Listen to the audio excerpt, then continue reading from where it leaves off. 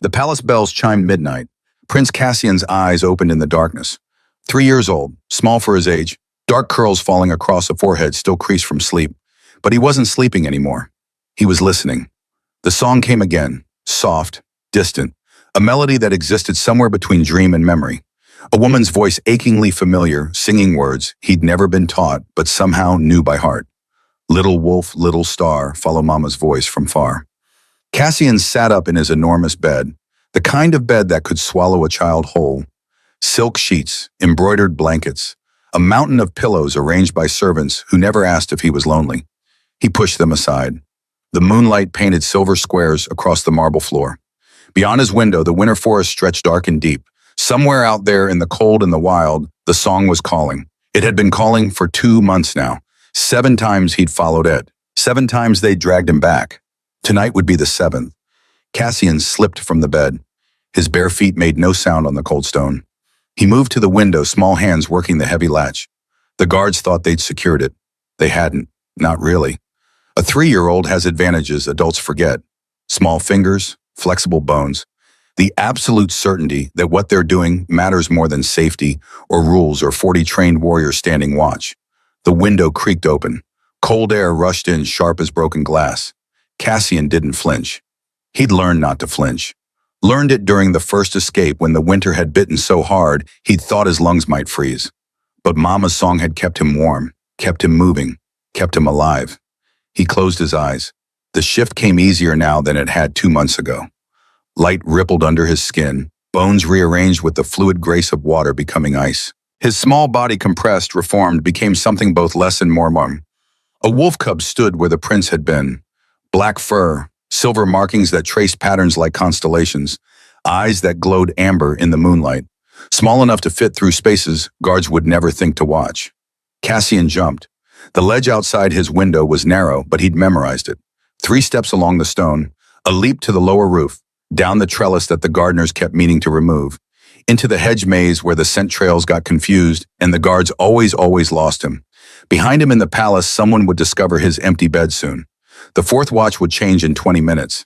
They'd find the window unlatched, the blankets arranged in a small lump that might fool someone who wasn't looking closely.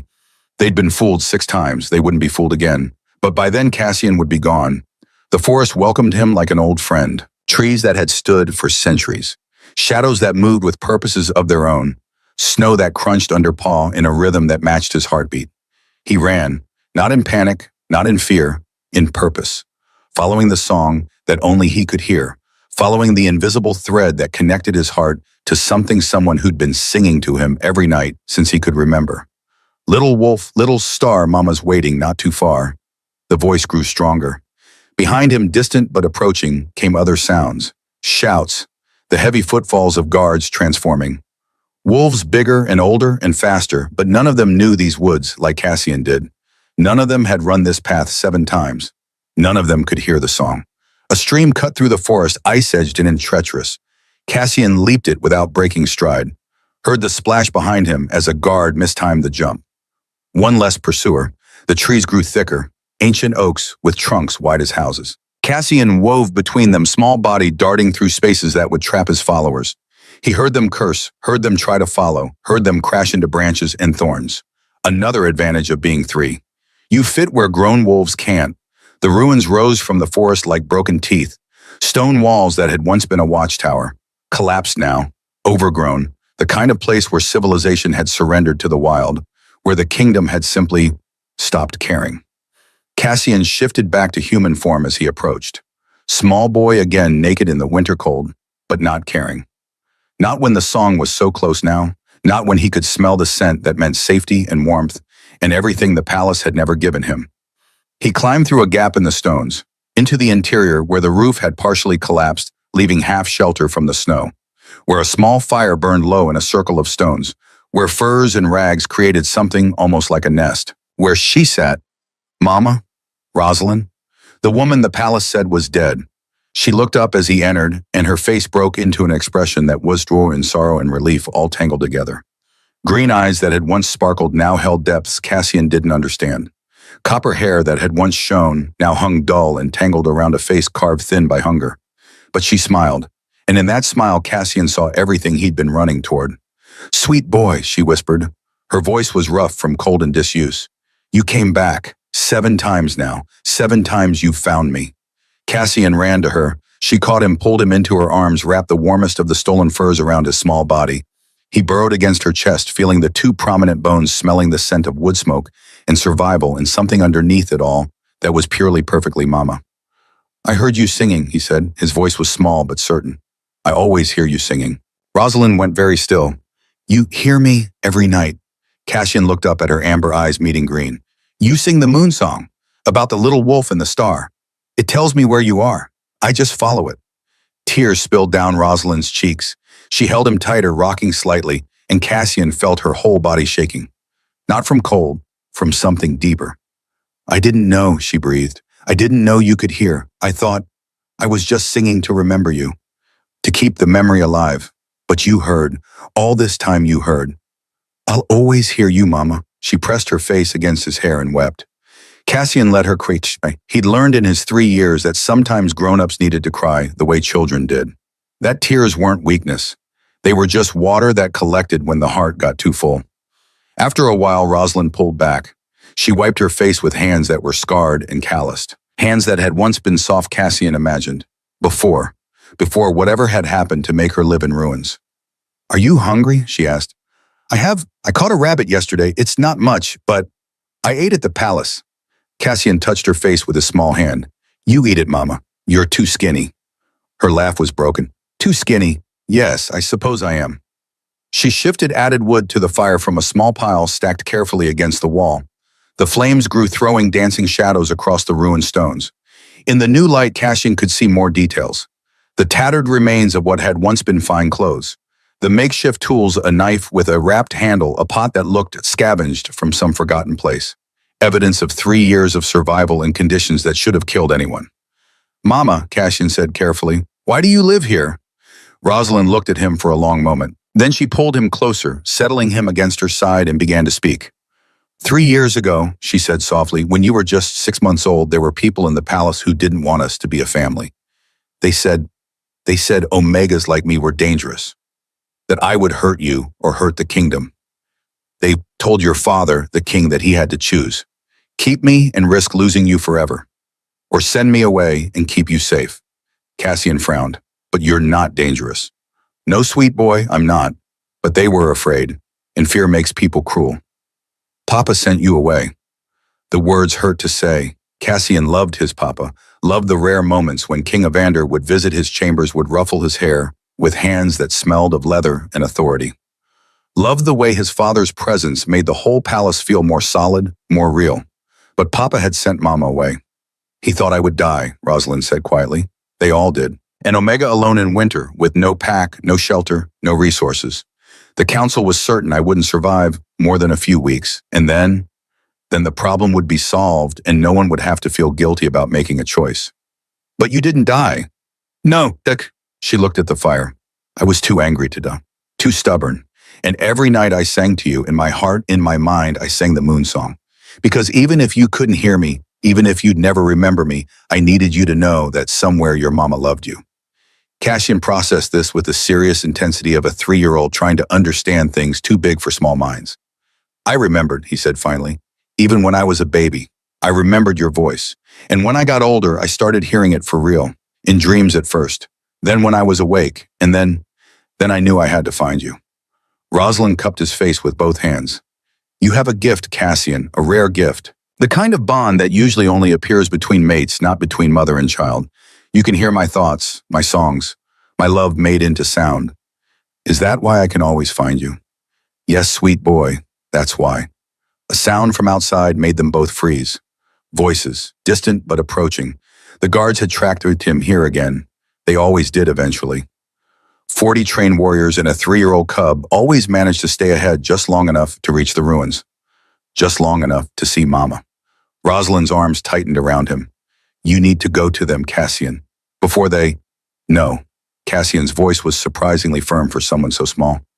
Not this time. Cassian, I'm tired of hiding that you're alive, Mama. I'm tired of pretending. They need to know. Papa needs to know. If your father finds out I'm still here, I could be executed for violating the terms of the exile. Then I'll tell him not to. Cassian looked at her with absolute seriousness. Papa loves me. He'll listen. Before Rosalind could respond, Cassian stood, walked to the doorway of the ruined watchtower, and opened his mouth. He howled. Not the yip of a cub, something deeper, something that resonated with a power that didn't match his tiny frame. An alpha call, though he was only 3, a summons that echoed through the forest and demanded attention. Every wolf within a mile would hear it. Every wolf would come.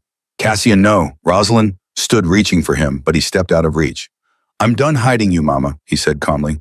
If they're going to take me back, they're going to see you first. They're going to know you're alive. They're going to know you're my mama. Tears streamed down Rosalind's face. Sweet, brave, foolish boy. The footsteps grew louder. Torches appeared between the trees. Wolves shifted to human form, pulling on cloaks against the cold. Guards in the king's colors. And at the front of the group, moving with the lethal grace of a predator in his prime, King Evander. Cassian's father stepped into the clearing before the ruins. He was tall, broad-shouldered, eyes the same amber as Cassian's, but harder, colder. The kind of eyes that had seen too much and forgiven too little. Dark hair silver-touched at the temples. A face that might have been handsome if it ever softened, but 3 years of guilt had carved it into something more like stone. He looked at his son standing in the doorway. Cassian, he said. His voice was quiet but absolute. 7 times in 2 months. This ends tonight. Yes, Papa. Cassian didn't move. It does end tonight. Evander started forward. Come, we're going home. Captain Freya, secure the... He stopped, because Rosalind had stepped into the doorway behind Cassian. The king froze mid-stride. Every guard froze. The entire forest seemed to hold its breath. Evander stared at this woman he'd been told was dead 3 years ago. She stared back at the man who'd sent her to die. And between them stood their son, small and determined and absolutely unafraid.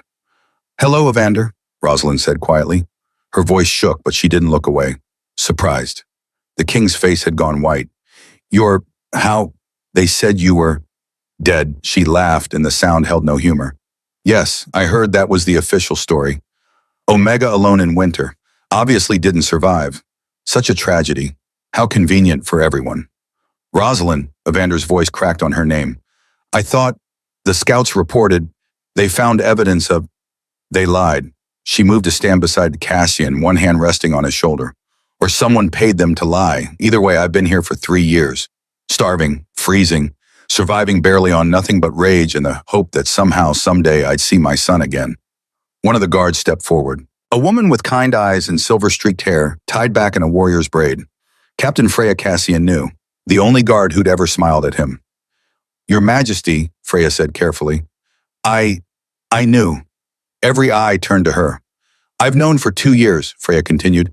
Her voice was steady, but Cassian could hear the fear underneath. I found her by accident while on patrol. I've been bringing supplies when I could. Food, blankets, not much but enough to... You kept this from me. Evander's voice was dangerous. For 2 years you knew my mate was alive, and you said nothing.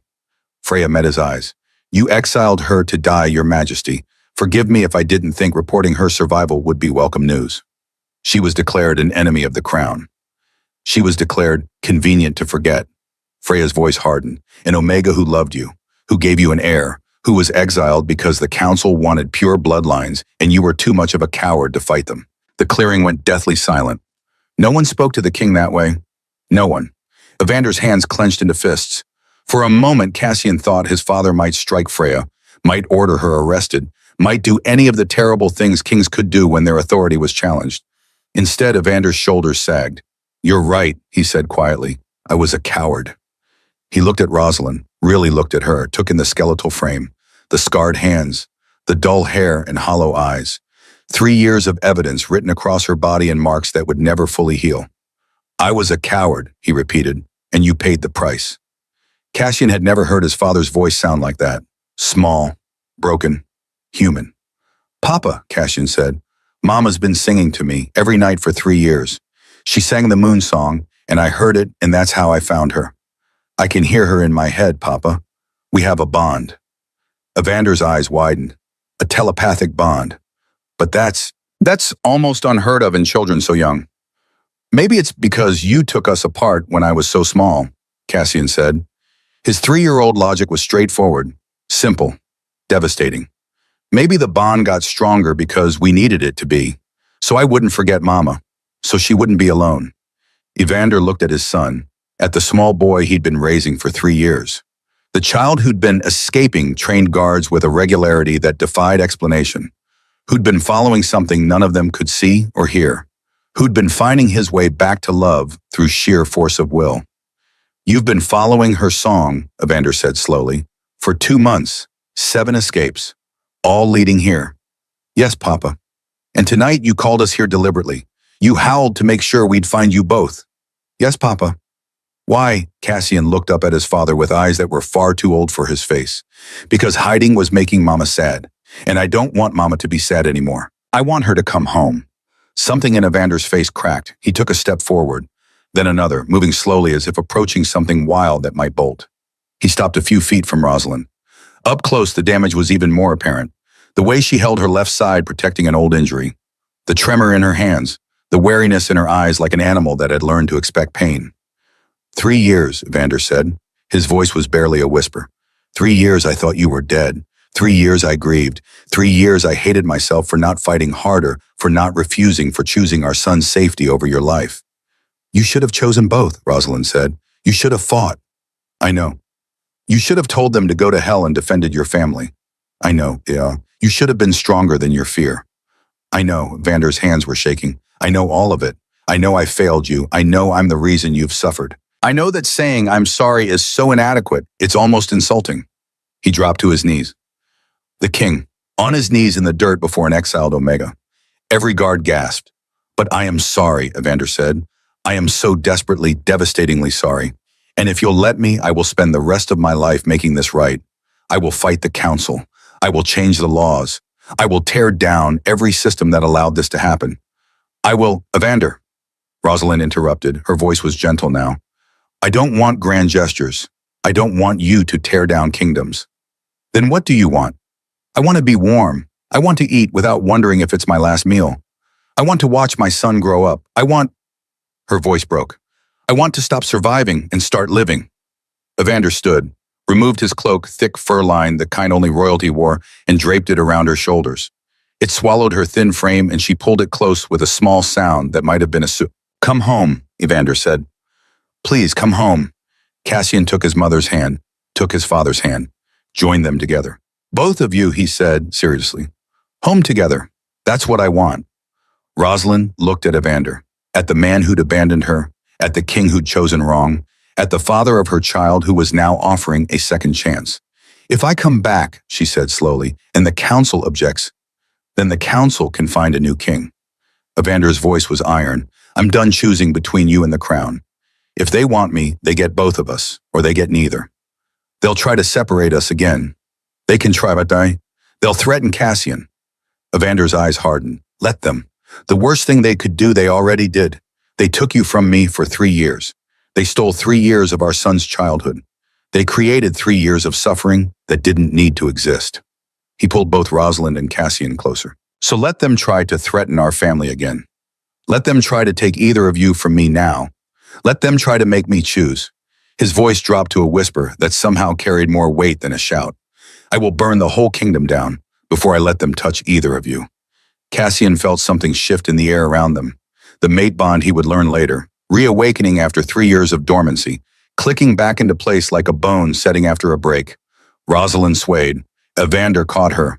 I've got you, he breathed. I've got you. You're safe now. You're both safe. Freya stepped forward. Your Majesty, we should move. It's a long walk back and Lady Rosalind doesn't look strong enough to... I'll carry her.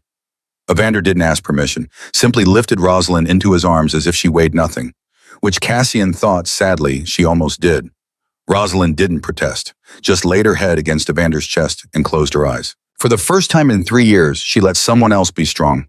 Let herself be carried. Let herself rest. Cassian shifted to wolf form, staying close to his parents. His small paws left prints in the snow beside his father's boots. Around them, the guards formed a protective circle. No longer watching Cassian to prevent escape, watching outward to prevent any threat from reaching the reunited family at the center. They moved through the forest like that, King and Exiled Omega and their 3-year-old son who'd refused to let them stay broken. As they walked, Cassian heard his mother begin to sing. Soft, barely audible.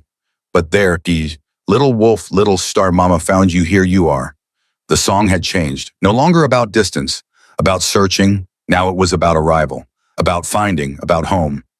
Cassian added his voice to hers, a cub's howl, high and clear and joyful, and then hesitantly Evander joined them. His voice rough with disuse, stumbling over words he'd never learned, but trying, learning, becoming part of the song his son and mate had shared for 3 years without him.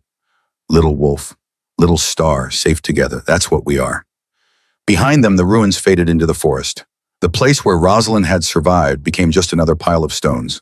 The watchtower where she'd sung every night became just another forgotten piece of history, because she was done surviving now. Now she was going home. The palace rose against the dawn sky as they emerged from the forest. White stone that glowed pink in the early light, towers that reached toward the clouds, walls that had stood for centuries and would stand for centuries more. Home. Cassian had always thought of it as home. But walking toward it, now pressed between his mother and father, protected by guards who'd stopped seeing him as a flight risk and started seeing him as a prince worth protecting, he understood something new. Home wasn't a building. Home was people. Home was the bond between hearts that refused to break even when everything else did. Home was a mother's song and a child's determination and a father's belated courage. Home was wherever the three of them were together. They entered through the eastern gate. Servants gasped. Nobles stared. Word spread through the palace like wildfire. The exiled Omega had returned. Lady Isolde, the head of the council, emerged onto the main terrace. She was old, silver-haired, eyes like chips of ice. She looked at Rosalind with an expression of pure hatred. "What is the meaning of this?" she demanded. "That woman was exiled. She has no right to—" "That woman is my mate," Evander said quietly, "the mother of my heir. And she's home. The council will never. The council will accept it or find themselves looking for new positions." Evander's voice was soft, but it carried the weight of absolute authority. "I am done letting fear guide my decisions. I am done choosing politics over family. Lady Rosalind is my queen. Prince Cassian is my son. And anyone who has a problem with either of those facts can leave." Isolde's mouth opened, closed. Her eyes swept over Rosalind, the scarred hands, the hollow cheeks, the body that screamed 3 years of suffering. And for just a moment, something flickered in Isolde's expression. Something that might have been recognition, or pain, or the ghost of a memory she'd spent 20 years trying to forget. But it passed. "This isn't over," Isolde said coldly. "The council will convene. There will be a hearing." "Fine." Evander adjusted his hold on Rosalind. "But tonight my family rests. Tomorrow we fight. Together." He carried Rosalind into the palace. Cassian trotted after them, small wolf cub, padding across marble floors that had never felt pause before. They went to Evander's chambers, the royal suite, where Rosalind had lived briefly 3.5 years ago, before exile, before loss, before everything broke. Evander laid her gently on the bed. It was enormous, soft, warm, everything the ruins had never been. Rosalind sank into it with a sound that was half sob, half laugh. "I forgot," she whispered. "I forgot what it felt like to be warm." Cassian shifted back to human form, crawled onto the bed beside her, curled against her side the way he'd done in the ruins. But here in the palace with his father sitting on the other side, it felt different. It felt complete. "Sleep, Mama," Cassian said. "You're safe now." "We're all safe," Evander added. His hand found Rosalind's, their fingers intertwining like puzzle pieces that had been separated too long. Finally, Rosalind closed her eyes. Within moments, she was asleep. The kind of deep, dreamless sleep that only comes when the body finally believes it can let down its guard, when survival mode ends and healing can begin. Cassian watched her chest rise and fall, saw the way the tension slowly eased from her face, saw her start to look less like a survivor and more like a person who might someday remember how to live. Evander watched too. His free hand came to rest on Cassian's head, gentle and protective. "Thank you," the king said quietly, "for not giving up on her, for finding her when everyone else had forgotten." "I couldn't forget Papa," Cassian said simply. "She's Mama." "Yes," Evander said. "Yes, she is." They stayed like that as the sun rose fully. 3 people in a bed that had been too large for one. 3 hearts beating in a rhythm that was slowly, carefully synchronizing. Outside, the palace began to wake. Servants whispered. Nobles plotted. The council prepared to object. But inside the royal chambers, a family slept, together for the first time in 3 years. And in his dreams, Cassian heard his mother singing, not from far away this time, Not from across forests in exile and the distance that should have killed her, but from right beside him, where she belonged. Little wolf, little star, finally home is where we are. The song had changed one last time. No longer about searching, about finding, about home. Now it was simply about being. About three hearts that had survived being broken and were learning slowly, carefully, hopefully, how to be whole again. 7 times Cassian had escaped. 7 times he'd found his way back to love. And on the 7th time, finally, love had followed him home. Morning light filtered through stained glass windows, painting rainbow patterns across marble floors. Cassian woke first as he always did. 3 years old and already conditioned to wake with the dawn, to check his surroundings, to make sure Mama was still there. She was. Rosalind lay in the center of the enormous bed, still wrapped in blankets, still sleeping, with the desperate intensity of someone whose body was trying to recover 3 years in one night. Her breathing was steady, even, real. Evander sat in a chair beside the bed, head tilted back, eyes closed, but not quite sleeping. The king who couldn't quite let himself rest, who couldn't quite believe this was real, who kept one hand on the bed, fingers touching the blanket near Rosalind's shoulder as if to confirm she wouldn't disappear. Cassian slipped from the bed quietly. His small feet made no sound on the thick rugs. He padded to the window, looked out at the palace gardens below. Snow covered everything, white and clean and beautiful. But Cassian remembered another kind of snow, the kind that fell in the ruins, the kind that Mama had survived in, the kind that should have killed her but hadn't because she was stronger than any storm. "You're awake early, little wolf." Cassian turned. Evander was watching him, eyes open now, but gentle. Tired. The kind of tired that comes from carrying guilt for 3 years. "I wanted to see if Mama was real," Cassian said honestly. "She's real." "Good." Cassian came back to the bed, climbed up, carefully settled near his mother's feet. Close enough to watch her, but not close enough to disturb her sleep. "Papa, what happens now?" Evander's jaw tightened. "Now I deal with the council. Now I make sure no one can ever separate our family again." "Lady Isolde doesn't want Mama here." "No, she doesn't." "Why does she hate Mama?" Evander was quiet for a long moment. When he spoke, his voice was careful, measured, the voice of a father trying to explain things too complicated for a 3-year-old to fully understand. "Lady Isolde lost someone very important to her a long time ago, and that loss made her afraid of anything that reminded her of what she'd lost. Your Mama." Mama reminds her." "So she's sad," Cassian said. "But being sad doesn't mean you get to be mean." "No," Evander agreed. "It doesn't. But sometimes Cassian people forget that. They let their sadness turn into anger, their pain into cruelty. It's not right, but it happens." Cassian thought about this with the serious concentration he brought to all difficult problems. "Then someone needs to remind them," he said finally. "Someone needs to help them remember how to be not mean." Evander looked at his son with something like wonder. "You have your mother's heart. She always believed people could be better than their worst moments. Can they? I hope so." Evander's eyes went to Rosalind. "I'm certainly going to try mine." Rosalind stirred, her eyes opened slowly, confused at first, looking around the unfamiliar room, seeing the silk canopy above her, the soft pillows, the morning light. For a moment, panic flashed across her face. "It's okay, Mama," Cassian said quickly. "You're safe. You are in the palace, with me and Papa. Remember." The panic faded. Rosalind's eyes found Cassian and she smiled. Small, fragile, but real. "I remember." Her voice was rough with sleep. For a moment I thought I was dreaming, that I'd wake up back in the ruins." "You won't," Evander said firmly. "Never again." A knock at the door interrupted them. "Your Majesty," a servant's voice hesitant. "The council has requested your presence. They say it's urgent." Evander's expression hardened. "Tell them I'll be there within the hour." "They say it cannot wait." "Then they'll learn patience." The king's voice carried authority that brooked no argument. 1 hour, not before." Footsteps retreated. Evander turned back to Rosalind. "I need to face them, but you don't. Not yet. Rest. Recover. Let me handle—" "No." Rosalind sat up, wincing slightly. "If they're going to decide my fate, I should be there. You've been through enough." "Which is exactly why I need to be there." She pushed the blankets aside, stood on legs that shook only slightly. 3 years, Evander. 3 years they thought I was dead. 3 years they got to control the narrative to say whatever they wanted about me. I won't hide while they do it again. Pride and concern warred on Evander's face. Pride won. Then we'll face them together. Servants came, women with soft hands and careful eyes, who drew a bath, who brought clothes that actually fit, who tried very hard not to stare at the scars and the hollow spaces where flesh should have been. Cassian stayed close while they worked. He sat on the edge of the bathing chamber watching as Mama was lowered into hot water for the first time in 3 years. Watching her face as the heat soaked into frozen muscles.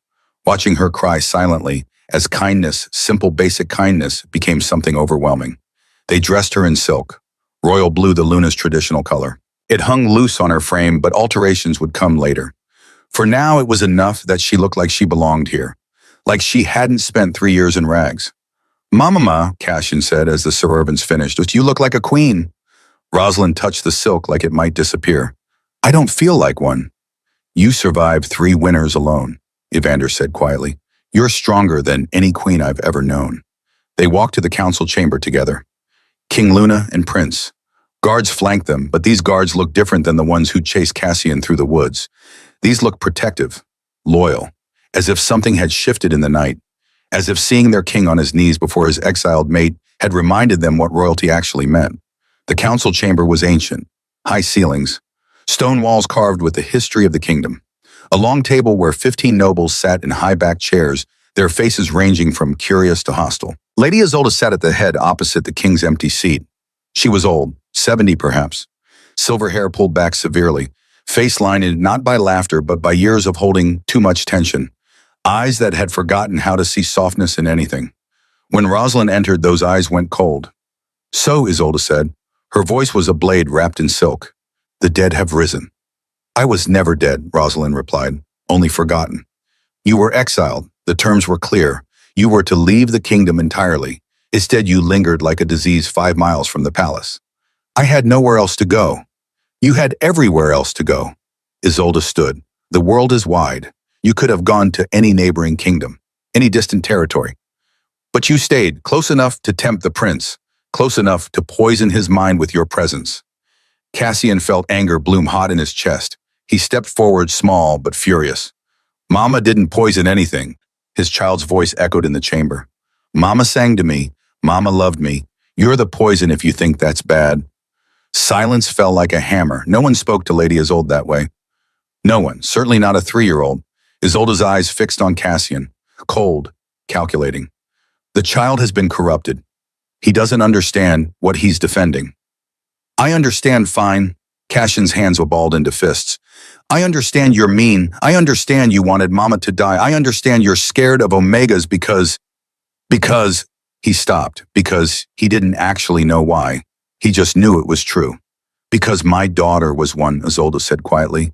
The words fell into the silence like stones into still water. Everyone stared. Isolde remained standing, but something in her posture had shifted. Some of the steel had bent just slightly. 20 years ago," she continued. Her voice was controlled, but Cassian heard something underneath. Something that sounded like pain. "I had a daughter, beautiful, intelligent, born in Omega in a time when Omegas were even less trusted than they are now. The old council, the one before this one, declared her unstable, dangerous. They executed her before her 20th birthday." Rosalind's hand went to her mouth. "So you see," Isolde's eyes were empty. "I know what Omegas are. I know what they cost. And I will not allow history to repeat itself in this palace." Cassian looked at the old woman with new eyes, saw past the coldness to the grief beneath, saw a mother who'd lost her child and never recovered. "You miss her," he said softly. "Like I missed Mama when she was gone." Isolde's composure cracked just for a second. "It's not the same." "It is." Cassian walked toward her small feet, carrying him across the council chamber with absolute certainty. "You miss your daughter. You're sad she's gone. And you're scared that if another Omega is here, something bad will happen again. The child doesn't understand. I understand you hurt." Cassian stopped in front of her, looked up at the woman who'd orchestrated his mother's exile. "I hurt too for 3 years. Every night I hurt because Mama wasn't there. And you've been hurting for 20 years. That's so much longer than me." Isolde stared down at him. Her hands were shaking. "But Mama didn't hurt me," Cassian continued. "Mama only loved me. And maybe your daughter only loved you too. Maybe the bad thing that happened wasn't because of Omegas. Maybe it was because people were scared." Something broke in Isolde's expression. She turned away sharply. "This council is dismissed. We will reconvene tomorrow." "Lady Isolde," one of the other council members began. "Dismissed." Her voice cracked like a whip.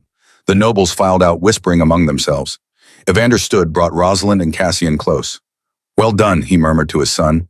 But Cassian was still watching Lady Isolde. The old woman stood with her back to them, shoulders rigid, hands gripping the edge of the table. Papa, Cassian whispered, I need to do something. What? I need to talk to her, alone. Evander and Rosalind exchanged glances.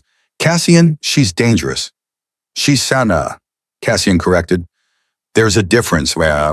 After a moment, Evander nodded. We'll be right outside. They left. Cassian stayed.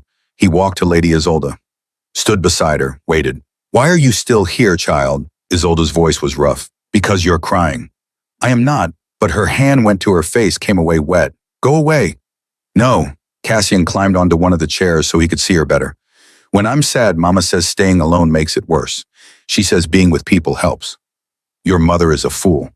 My mama is strong. She survived 3 years because she had to. Because of me.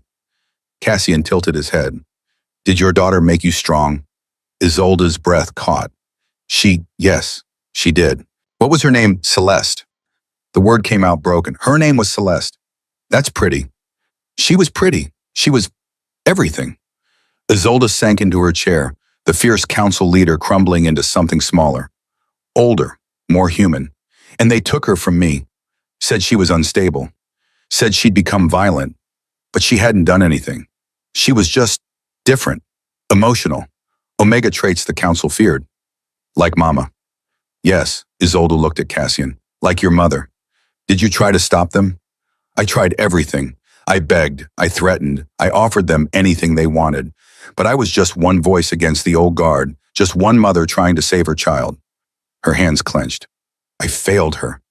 So you don't want anyone else to be an Omega, Cassian said, slowly working through the logic. Because then they won't get hurt like Celeste. Yes.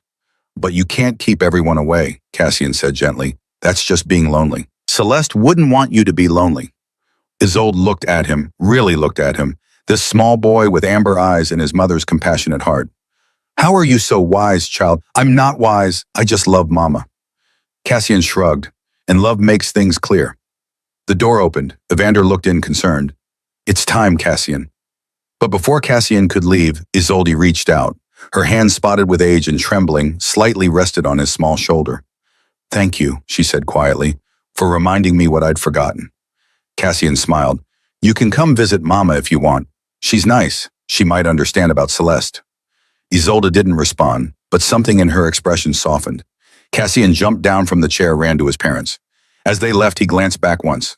Saw Lady Isolde still sitting at the council table, staring at her hands, her lips moving in what might have been a prayer, or might have been an apology to a daughter 20 years gone. 3 days passed, days of adjustment, of Mama learning to walk palace halls without flinching at every sound, of Cassian showing her his favorite hiding spots, his toy collection, the garden where flowers would bloom in spring. Days of Evander reorganizing the guard, investigating who'd lied about Rosalind's death, implementing new protocols that made the council very nervous. Days of nobles whispering, factions forming, some supporting the king's bold move, others muttering about tradition, about bloodlines, about the dangers of setting precedents. On the 4th day, Lady Isolde requested an audience. She came to the royal chambers at sunset, stood in the doorway like she was entering forbidden territory. Rosalind tensed immediately. Lady Isolde, Evander said carefully, to what do we owe? I came to apologize. Isolde's voice was stiff but steady. She looked at Rosalind. I was wrong, about you, about Omegas, about letting my grief become cruelty. Rosalind stared.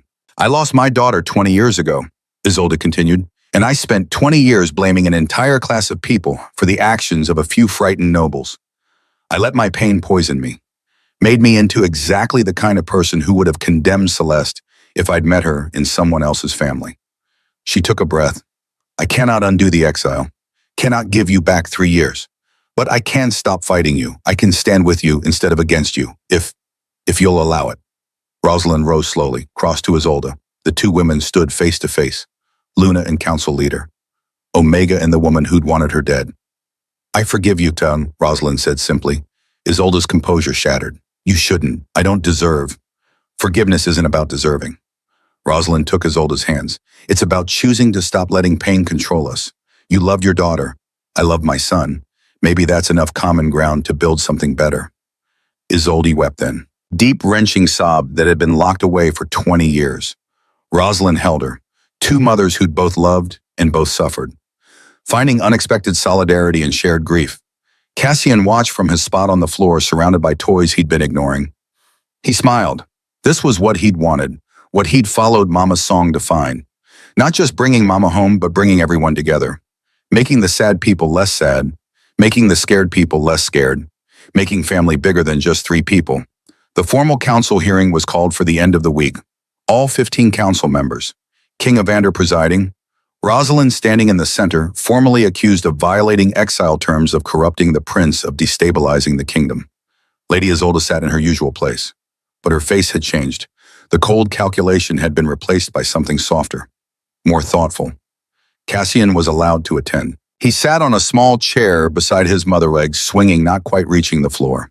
The accusations were read, long, detailed, painting Rosalind as a threat to everything the kingdom stood for. Lord Brennan, a heavyset man, with cold eyes, led the prosecution. The fact remains that Lady Rosalind was exiled. She chose to remain within kingdom borders. That is a capital offense. She had nowhere to go, Evander countered. That is not the crown's concern. It should be. We cannot set a precedent. The precedent was already set. Isolde's voice cut through the argument. Everyone turned. When we exiled a nursing mother in winter with no resources and expected her to die quietly so we wouldn't have to feel guilty. That precedent, the one where we hide our cruelty behind legality. Brennan's face reddened. Lady Isolde, your recent sympathy toward the Omega is noted, but my sympathy, Isolde stood. My daughter was an Omega Brennan, executed by a previous council for being inconvenient.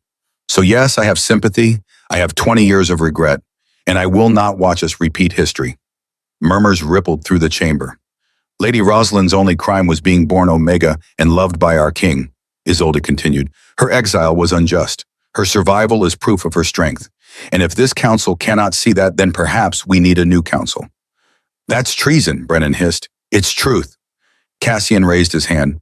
The gesture was so unexpected, so childlike in the formal proceedings, that everyone stopped. Yes, Prince Cassian. Evander's voice held the hint of a smile. Cassian stood on his chair so people could see him better. I want to say something. The child has no standing, Brennan began. The child is the heir to this kingdom, Evander interrupted. He has standing. Cassian took a deep breath. Everyone says Mama is dangerous, but I lived with Mama for a few hours 7 times, and she never hurt me. She only hugged me and sang to me and told me stories. He looked around the room at all the serious adult faces. Mama lived in ruins for 3 years. She was cold and hungry and alone. But she didn't become mean. She didn't become angry. She just kept loving me. Even when she couldn't see me, she loved me. His voice was small but clear. If that's dangerous, then I don't understand dangerous, because that just sounds like being a mama. Silence. Lord Brennan tried one more time. The boy is 3 years old. He doesn't understand the political complexities. He understands love, Isolde said quietly, which is more than we can say for some of us. The vote was called. 12-3 in favor of revoking the exile, of officially restoring Rosalind's status, of naming her Luna in full ceremony within the month. The 3 who voted against looked furious. Lord Brennan, Lady Cordelia, Lord Thaddeus, the old guard who saw change as threat. They rose and left without bowing to the king. A calculated insult, a declaration of continued opposition. Evander watched them go, jaw tight. Be careful, your majesty, Isolde murmured. Men like Brennan don't accept defeat gracefully. Let him try something, Evander replied. I'm done being afraid. But there was unease in the air as they left the council chamber. A sense that winning the vote wasn't the same as winning the war. That night, Cassian woke to whispers. He slipped from bed, padded on bare feet to his door, pressed his ear against the wood. Voices in the hallway. Low. Urgent. Tomorrow night. When the guard changes. Take the boy. Cassian's blood went cold. He waited until the footsteps faded. Then he ran. Through corridors he'd memorized during 7 escape attempts. To the guard barracks where Captain Freya kept her quarters. He slipped inside. Found Freya sitting at a small desk reviewing patrol schedules by candlelight. She looked up, startled. Prince Cassian, what are you doing out of bed? People are talking, Cassian whispered, about taking me. Tomorrow night, when guards change. Freya went very still. What people? I don't know. They were in the hallway. Freya was already moving, pulling on her uniform, strapping on weapons. You need to go back to your room. Stay with your parents. Don't open the door for anyone except me. What are you going to do? Find out who's plotting against your family. Her face was grim. And stop them. Cassian ran back to his parents' chambers, burst through the door. Evander was on his feet instantly, Rosalind sitting up in bed, both alert. Someone wants to take me, Cassian said breathlessly. I heard them. Tomorrow night. Evander's expression went cold. Who? I don't know, but Freya is checking. They kept Cassian between them that night. Evander sitting in a chair by the door, Rosalind holding Cassian close. All of them waiting for dawn with the terrible knowledge that the victory in the council chamber had only pushed their enemies to more desperate measures. Morning came without incident, but at midday Freya returned with 3 prisoners, Lord Brennan, Lady Cordelia, Lord Thaddeus. They were meeting in the old wine cellar, Freya reported, discussing the kidnapping. I have witnesses. Evander's rage was a physical thing. You planned to take my son. Brennan didn't flinch. We planned to save this kingdom from an Omega's influence. By terrorizing a 3-year-old, by making you see reason. You're exiled, all 3 of you, immediately. You have until sunset to leave kingdom borders. You're making a mistake, Brennan spat. The only mistake I made was not doing this 3 years ago. Evander turned his back on them. Get them out of my sight. But as the guards dragged the 3 nobles away, Brennan's voice echoed back. This isn't over. There are others who think like us. The threat hung in the air. That night, extra guards were posted. Patrols doubled. Every entrance to the royal wing was secured, but somehow impossibly it wasn't enough. Cassian woke to a hand over his mouth. He tried to scream, tried to transform, but strong arms pinned him. Not cruel, just determined. Quiet boy, a voice whispered. We're not going to hurt you, just need you to come with us. No blade, no violence, just restraint. They lifted him from the bed, wrapped him in a dark cloak, carried him through passages he didn't know existed, secret ways through palace walls. He tried to reach for his mother through the bond, tried to sing so she'd hear him, but fear choked the words in his throat. All he could think was Mama. Papa, I'm sorry. They emerged into cold night air, into the forest, moving fast, away from the palace, away from safety, away from home. Cassian was being taken. And he was 3 years old and terrified, and didn't know if Mama's song could reach him this far from home. The last thing he saw before they blindfolded him was the palace glowing soft in the distance, getting smaller, smaller, gone. The blindfold was rough against Cassian's face. His hands were bound not tightly, but enough that his small fingers couldn't work free. The horse beneath him moved at a steady trot, and strong arms held him upright in the saddle. Cassian counted breaths. Mama had taught him that during one of their 7 meetings in the ruins. When you're scared, count breaths. In and out, 1, 2, 3. It keeps you focused, keeps panic from swallowing you whole. He was on breath 47 when the horse stopped. Hands lifted him down, set him on frozen ground. The blindfold came off. Cassian blinked in the moonlight. They were in the ruins. His ruins. Mama's ruins. The tumbled watchtower where she'd survived 3 winters. Where he'd found her 7 times. The irony wasn't lost on him even at 3 years old. 5 men stood around him. Not nobles. Working men by the look of their clothes, rough hands, tired eyes, the kind of people who'd been paid to do something they probably didn't want to do. The tallest one, the one who'd carried him, crouched down to Cassian's level. We're not going to hurt you, boy, he said. His accent was from the southern territories. We just need you to stay here quiet until certain people make certain decisions. Cassian looked at him steadily. You're going to make Papa abdicate. Smart boy. He won't. The man's expression was grim. King loves you more than his crown. Everybody knows it. Cassian sat down on a broken piece of stone, the same stone where Mama used to sit, where she'd held him during those 7 visits, where she'd sung to him. And suddenly Cassian realized something. They'd brought him to the one place in the entire kingdom where Mama's presence was strongest, where the bond between them had been forged and reforged 7 times over. They'd brought him to exactly where he needed to be.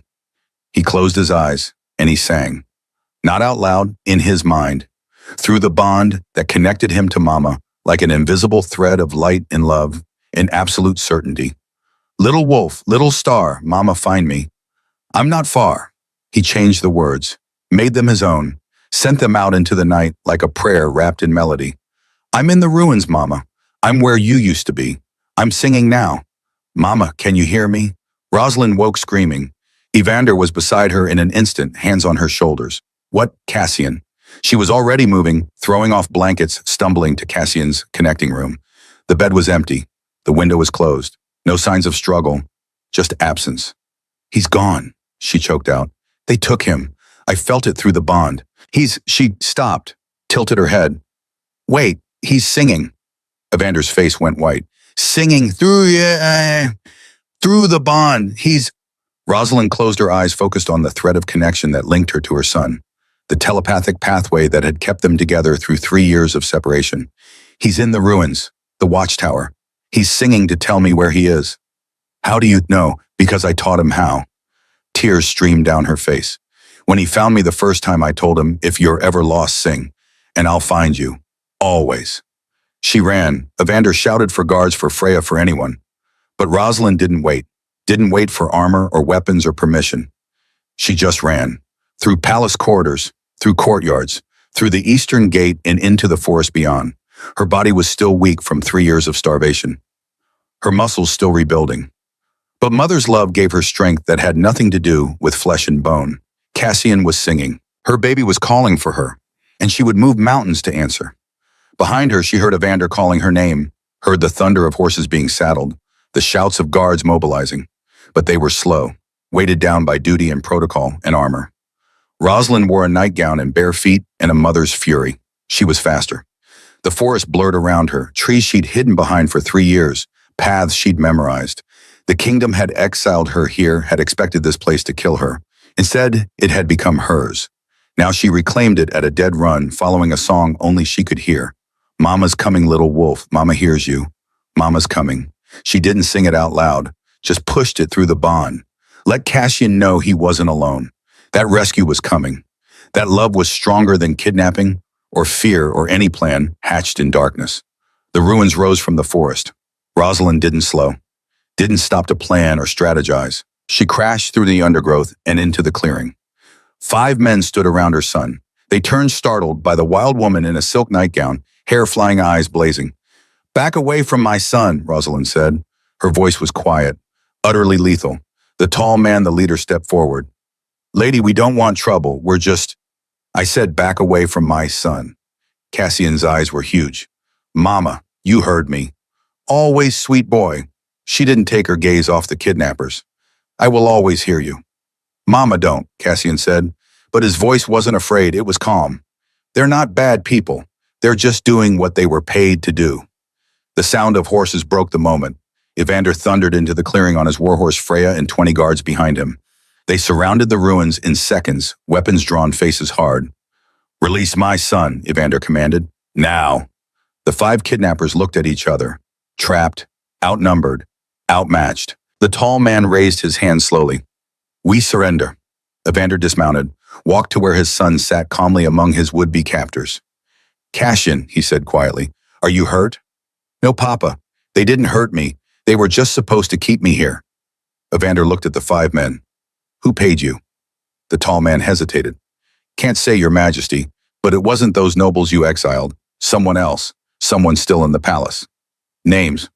Don't have names, just golden instructions. Take the boy. Keep him safe. Wait for word. Evander's jaw worked. He could execute them. Should execute them by law. But Cassian was looking at him with those amber eyes, waiting, trusting. You have until dawn to leave my kingdom, Evander said finally. If you're found within our borders after sunrise, the sentence is death. Do you understand? The tall man looked shocked. You're letting us go. My son is safe. You didn't harm him. And you're following orders from someone who should know better. Evander's eyes were hard. But mercy has limits. Don't test them. The 5 men bowed deep, respectful, and disappeared into the forest. Freya approached Evander. Your Majesty, we could track them. Find out who gave the orders. We will, but not tonight. Evander lifted Cassian into his arms. Tonight we go home. He turned to Rosalind, saw her swaying slightly, exhaustion and adrenaline crash hitting simultaneously. Home, he said gently. We all need to go home. The coronation was set for 3 days later. The ceremony was held in the Grand Cathedral, stained glass windows throwing colored light across ancient stones. Nobles in formal dress filling every pew. The 15 council members in the front row, including Isolde, who wore gray silk and a small smile. Cassian walked beside his mother down the aisle. She'd wanted him to. You brought me home, she'd said. You should be the one to bring me to the crown." So he held her hand, his small fingers wrapped around hers, and matched his steps to hers. 3 years old and solemn and absolutely certain this was right. The cathedral fell silent as they approached the altar where Evander waited. The high priest began the ceremony. Ancient words about duty and honor and service. But Cassian noticed his father wasn't looking at the priest. Evander was looking at Mama, like she was the sun and he'd been living in darkness for 3 years. When the moment came, Evander took the Luna's crown, delicate silver worked with moonstones, and placed it on Rosalind's head. "I crown you, Luna," he said. But then he added something that wasn't in the traditional ceremony. "And I beg your forgiveness for every day you spent in exile, for every choice I made that put tradition over love, for being too weak to fight when it mattered most." His voice broke. "I don't deserve you. I never did. But if you'll have me, I will spend the rest of my life trying to be worthy of your strength." Rosalind touched his face. "You already are." They kissed. The cathedral erupted in cheers. Cassian jumped up and down, clapping. "Mama's the queen! Mama's the queen!" Evander knelt, took the small crown from Cassian's head and held it up. "Prince Cassian," he said formally, "heir to the throne, you have shown more wisdom in 3 years than I have in 30. You brought our family back together. You taught us all about mercy and forgiveness and choosing compassion over fear." He placed the small crown back on Cassian's head. "Someday you will be a great king. And when that day comes, I hope you'll remember the strongest rulers are those who lead with love." Cassian hugged his father, then his mother, then both of them together. And the cathedral, which had seen centuries of coronations, witnessed something it had never seen before: a royal family that had been broken and exiled and kidnapped and scared, but had chosen love over everything else. 3 hearts, 1 bond, unbreakable. 8 months passed like seasons turning.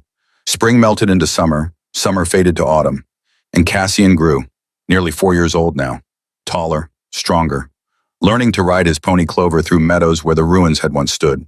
They'd torn down the old watchtower, replaced it with a memorial garden, a place of healing. Mama ran the Omega sanctuary with Lady Isolde. The two of them, unlikely friends bound by shared loss, had transformed an entire wing of the palace. Omegas came from across the kingdom, starving, scared, alone. They left fed, protected, loved. Thomas wrote letters from the south. His daughter had recovered fully, was learning to read, running through fields, living proof that mercy could change lives. The other 4 kidnappers wrote too. New jobs, new families, building better lives from second chances. Freya had tracked down the conspiracy's source, a minor noble who'd fled before arrest. The threat was over. The kingdom was safe. And every night the 3 of them, King, Queen, and Prince, sang the moon song together. One autumn evening, Cassian found his parents in the garden. Mama was teaching him to read, pointing out letters carved in stone markers. Papa was reviewing trade agreements, but kept glancing up to watch them. "Mama," Cassian said, "do you ever think about the ruins?" Rosalind was quiet for a moment. "Sometimes. Not the cold or the hunger, but the moments when you'd find me. Those I remember. I'm glad I found you. I'm glad you never stopped looking." Evander joined them, set aside his papers. "What are we talking about?" Cassian asked about the ruins, Rosalind said. "Ah," Evander pulled them both close. "The place where everything changed." "The place where everything started," Cassian corrected. "Because that's where I learned that love is stronger than rules, stronger than fear, stronger than anything." Rosalind kissed his forehead. "Who taught you that?" "You did, Mama, when you survived, when you kept singing even when no one could hear." "I could hear," Cassian said. "I always heard you." That night they made a nest of blankets on the floor of the royal chambers. All 3 of them curled together like wolves in a den. "Tell me the moon song," Cassian murmured, as sleep pulled at him. The new version. Rosalind began to sing. "Little wolf, little star, safe at home is where you are. Mama's here, and Papa too, wrapped in love surrounding you. Little wolf, little star, you are brave and loved you are." Cassian's eyes drifted closed. Papa joined the song, deep voice harmonizing with Mama's higher one, creating something whole. Not about separation anymore. Not about finding, not about surviving, about being home, about being safe, about being loved. Cassian fell asleep to that song, to the sound of his parents singing together, to the knowledge that even when things broke, love could put them back together. Better, stronger, built on truth instead of fear, on compassion instead of judgment, on mercy instead of vengeance. 7 times he'd escaped to find his mother. 7 times he'd followed her song through winter and darkness and exile. And on the seventh time, he'd brought us home, not just to a palace, not just to a crown, but to a family that would never ever let her go again. Little wolf, little star, finally home is where we are. The song ended, the family slept, and somewhere in the memorial garden where the ruins had stood, and Rosalind had suffered, and Cassian had searched, and love had refused to die, flowers bloomed year-round, spring flowers in winter, growing in places where nothing should grow. Proof that even the hardest seasons eventually give way to warmth, that even the most broken places can become beautiful again, that love, stubborn, determined, unconquerable love always finds a way home. Always.